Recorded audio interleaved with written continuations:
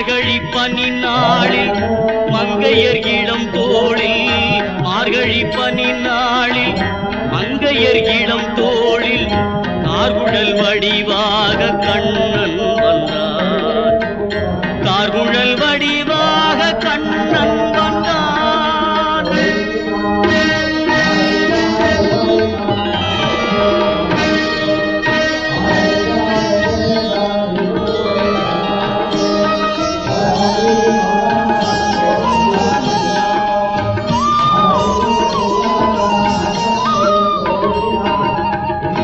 ஆவணி பொன்னாளில் ரோகிணி நன்னாளில் அஷ்டமி திதி பார்த்து கண்ணன் வந்தான், அஷ்டமி திதி பார்த்து கண்ணன் வந்தான்.